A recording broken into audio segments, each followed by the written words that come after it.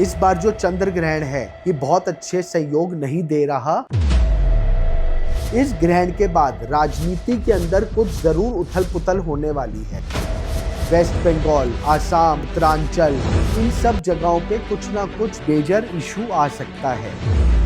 जो आर्टिस्ट हैं उनके ऊपर ज़रूर दिक्कत आ सकती है, स्पेशली जो फिल्म इंडस्ट्री में हैं। कुछ पिक्चर्स फ्लॉप हो सकती हैं अच्छे प्लान की। कुंडली के हिसाब से कुंभ राशि पर ये ग्रहण असर देने वाला है। जन्मकालीन कुंडली में चंद्रमा के ऊपर शनि की 7.5 ढैया का प्रभाव आ रहा है। आपके कर्मों की सजा जो मिल रही है, चंद्र ग्रहण है, मन को विचलित जरूर करेगा, इमोशंस पे हिट करेगा, आदमी डिप्रेशन की तरफ जाएगा।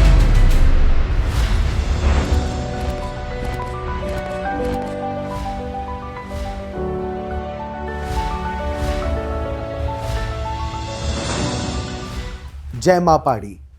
आज हम बात करेंगे चंद्र ग्रहण के बारे में, जो कि 7 सितंबर को आने वाला है। चंद्र ग्रहण इस बार बहुत बड़ा ग्रहण है, जिसके बारे में मैथिली ज्योतिष के बारे में हम पहले बात करेंगे कि हमारे भारतवर्ष में क्या असर करेगा। इस बार जो चंद्र ग्रहण है 7 सितंबर को 3.5 घंटे के आसपास का ग्रहण रहेगा, जिसका सूतक दोपहर 12:59 यानी 1 बजे दिन में शुरू हो जाएगा। इसके बीच में आपको अपने मंदिर के कपाट बंद रखने होंगे। अगर कपाट नहीं है तो अपने घर की भगवान की मूर्तियों को साफ कपड़े से, धुले कपड़े से ढककर रखना चाहिए।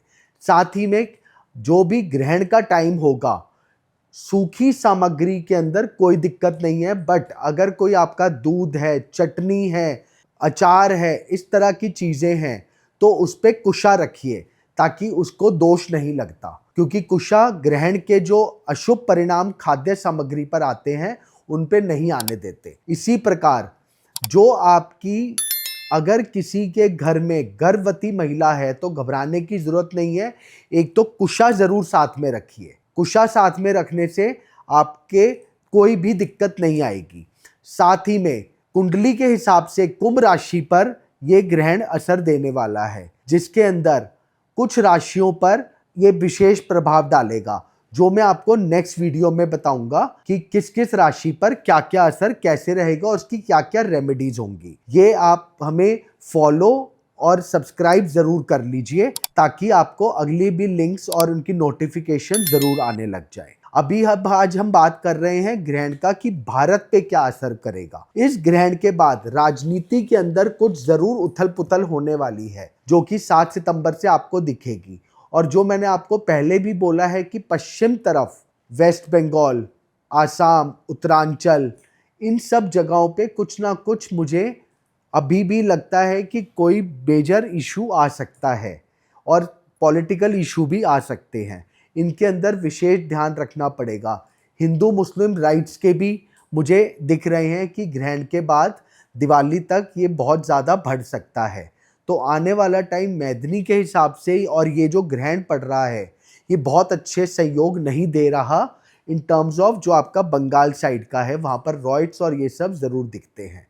साथ ही में आपको क्या करना है, ग्रहण के टाइम पर चंद्र ग्रहण है, मन को विचलित ज़रूर करेगा। राहु का भी संबंध है, और जिनकी चंद्रमा की दशा चल रही है या जन्मकालीन कुंडली में चंद्रमा के ऊपर शनि की 7.5 ढैया का प्रभाव आ रहा है, इन सबको ज़रूर असर करेगा। किस तरह से? इमोशनली, इमोशंस पे हिट करेगा, आदमी डिप्रेशन की तरफ जाएगा, ग्रेट थॉट्स आएंगे, नेगेटिव थॉट्स आएंगे, और जिनके ऊपर एंजाइटी या डिप्रेशन इशू आएगा, इन सब के ऊपर विशेष ध्यान रखने की ज़रूरत है।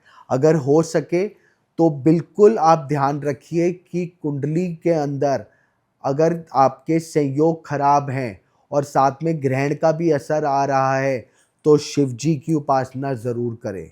रुद्राभिषेक या महामृत्युंजय का जाप या नमः शिवाय का जाप ज़रूर करते जाए। हो सके जिनको नज़र बहुत जल्दी लगती है वो सब ग्रहण के टाइम पे कवच ज़रूर बनवाएं और कवच को धारण करें। क्योंकि ये सब आपको ग्रहण के और दुष्परिणामों से बचाएंगे। साथ में मैंने एक और वीडियो में आपको बताया है कि आपको पूजा पाठ ग्रहण में कैसे करनी है, उसको ज़रूर आप फॉलो करें और उसको देखें। कोई भी क्वेश्चन हो हमसे कभी भी और हमारी टीम से आप संपर्क कर सकते हैं।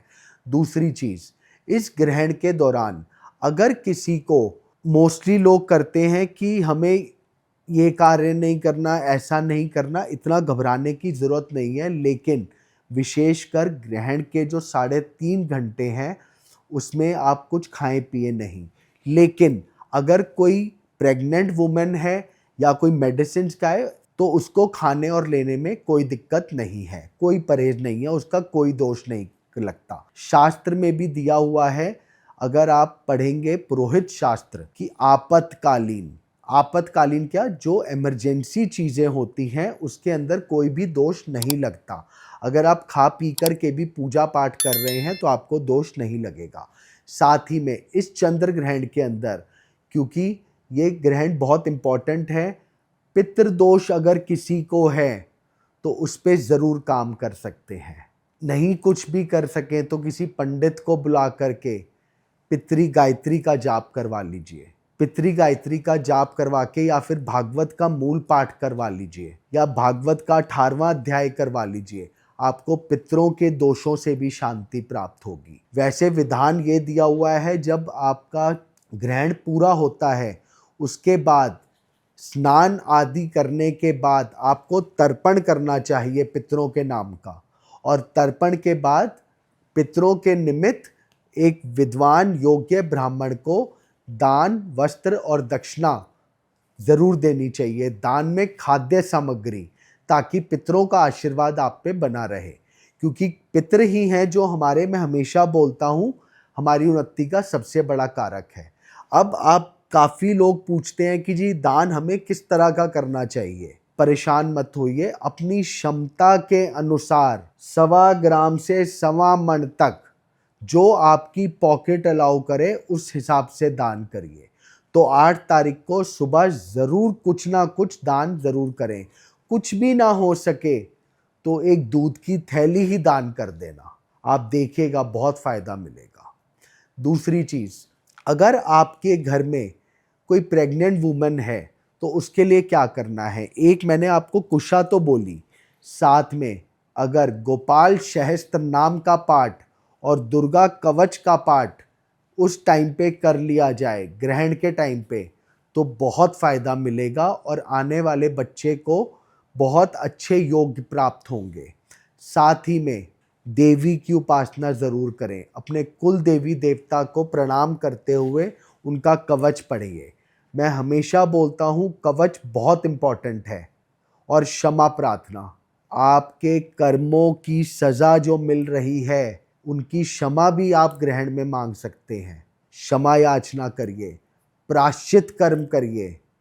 प्रायश्चित कैसे, ग्रहण के अंदर देवी माँ या शिव जी से अपने कर्मों की प्रायश्चित मांगे कि हे प्रभु, मेरे से जो भूल हो गई है, क्षमा प्रार्थना स्तोत्र करें। न मंत्रम न यंत्रम तदपि च न जाने स्तुति मोहा, दुर्गा सप्तशती में पूरा स्तोत्र आपको मिल जाएगा। इस तरह से ये स्तोत्र को करके अपने कर्मों से आप माफ़ी मांगिए प्रभु से। साथ ही में ग्रहण के बाद अगले दिन जब आप दान आदि कर लें, उसके बाद ऐसा नहीं कि हमने क्षमा मांग ली तो अब तो हमें सारे अपने पापों से मुक्ति मिल गई। अपने कर्मों पे ध्यान दीजिए, अपने गुस्से पे कंट्रोल कीजिए, आप देखिएगा धीरे धीरे फ़ायदा मिलेगा। अब आज की तारीख में बहुत ज़्यादा मेजर कंसर्न आ रहा है मैरिज लाइफ पे। ग्रहण के टाइम पे मैरिज लाइफ को क्यों हमें भूलना चाहिए, इसको भी ठीक करने के लिए आपको क्या करना है, बहुत छोटी सी रेमेडी बता रहा हूँ। अगर हो सके तो ग्रहण के समय हस्बैंड वाइफ स्नान करके अपनी पूजा के लिए बैठें, राधा कृष्ण जी का जाप करें। ओम नमो भगवते वासुदेवाय, ओम नमो भगवते वासुदेवाय, ओम नमो भगवते वासुदेवाय। इसका आप रेगुलर जाप करते रहिए और राधा जी के लिए राधा राधा राधा राधा का जाप करते रहिए। आप देखिएगा मैरिड लाइफ में फ़ायदा मिलेगा। बच्चों के लिए ओम सरस्वती नमः, ओम सरस्वती नमः। बच्चों की विद्या प्राप्ति के लिए इस मंत्र का जाप आप रेगुलर करते रहिए, आपको ज़रूर फ़ायदा दिखेगा। बच्चों को डेडिकेशन, इमोशंस पे बहुत ध्यान देना है, क्योंकि आजकल मन बहुत जल्दी बेचैन हो रहा है, विचलित हो रहा है। इसके लिए आपको क्या करना है, चंद्र ग्रहण है, ग्रहण के बाद अगर हो सके तो किसी भी ऑर्फनेज या ज़रूरतमंद बच्चों को दूध से या वाइट चीज़ की चीज़ लाइक बर्फ़ी, खीर, पतासे, मिश्री, किसी भी वाइट चीज़ का दान करें बच्चों में, और बच्चे के हाथ से ही कराइए। एक तो उसके इमोशंस के ऊपर कंट्रोल आएगा, साथ में ज़रूरतमंद को पुस्तकों का दान कराएं बच्चों को बच्चे के हाथ से, तो आपके बच्चों का इमोशंस साथ साथ विद्या, डेडिकेशन दोनों का संबंध मिलेगा। अब आपको बिजनेस के लिए क्या उपाय करना है। अगर पैसे की दिक्कत है तो या तो श्री शुतम का पाठ करें पूरे ग्रहण के टाइम, नहीं तो ओम श्री महालक्ष्मी नमः का ही कमलगट्टे की माला पर जाप करते रहिए।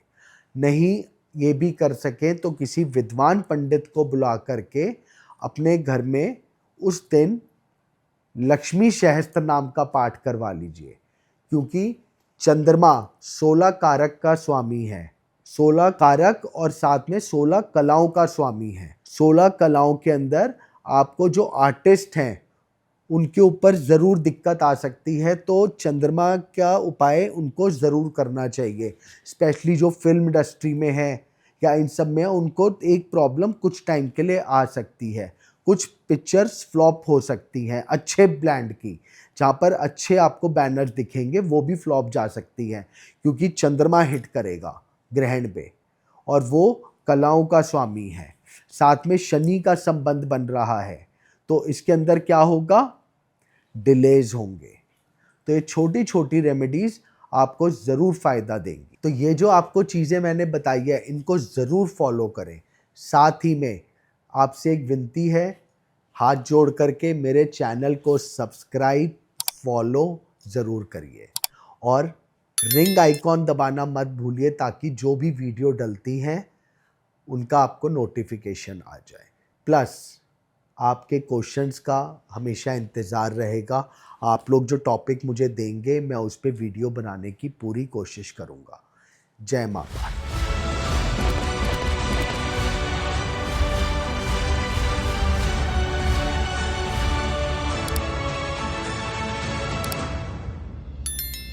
सात तारीख को जो चंद्र ग्रहण आ रहा है उसके क्या क्या परिणाम होने वाले हैं, किस किस राशियों पे क्या वो असर करेगा, आने वाले वीडियोस में आपको ये सारी जानकारी दी जाएगी। जय मां पार्वती।